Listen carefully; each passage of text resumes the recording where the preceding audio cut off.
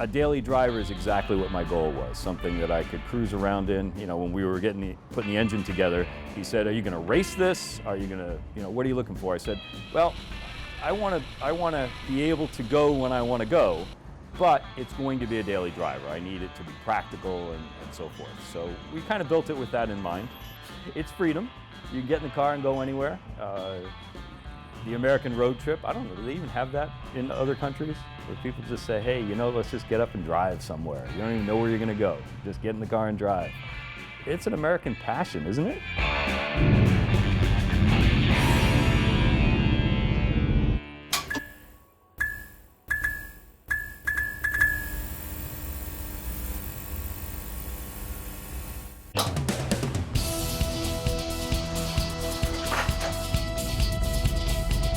We're in beautiful Southern California where it's always 70 degrees.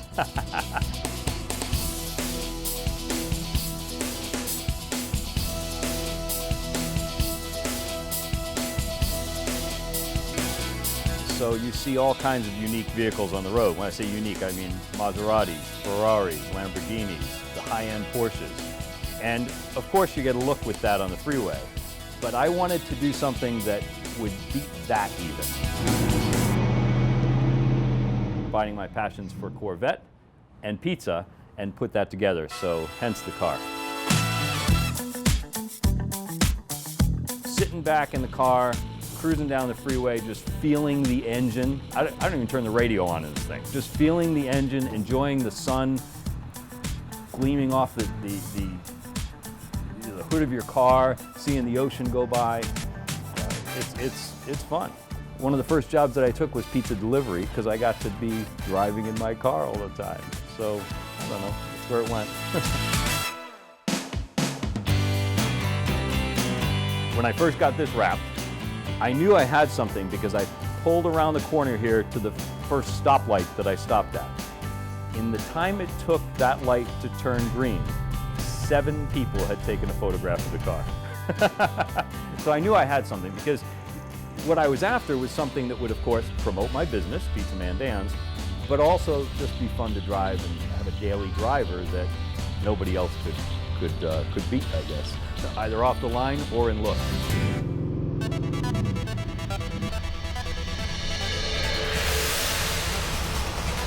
When I was first looking at getting a fast car, I was talking to my buddy, and I said, "Well, I'm looking at a Porsche and a Corvette." He says, "Well, I'll tell you what. Here's how you make a choice, just go test drive them." And I couldn't afford new ones, so I went and test drove some used ones. And the Porsche was fun to drive. But when I got into the Corvette and turned it on, the throatiness, the engine, how it reverberated through your whole body as you're driving it, I was sold. I said, that's it, I gotta have a Corvette.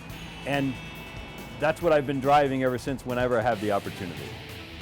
And it's got some get up and go. I had a guy in a high-end Mercedes the other day pull up next to me on the freeway and give a little gas. And I think we were probably doing about 90 at the time, and so I gave a little gas back and left him behind me. It was fun. That's what I wanted. If you remember back when I grew up in the 70s, there was a loyalty to American built. It centered around Ford and Chevy, of course, that was the competition. So that people who said, "I'm an American," they stuck with Ford or Chevy. As the European cars got better and better and start to win races against Ford and Chevy and so forth, people got a respect for those.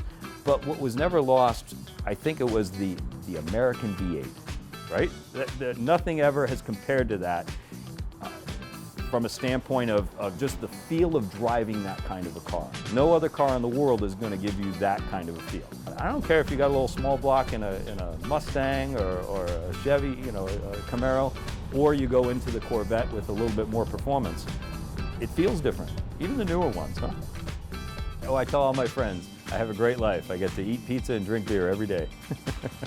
They say, yeah, and drive pizza.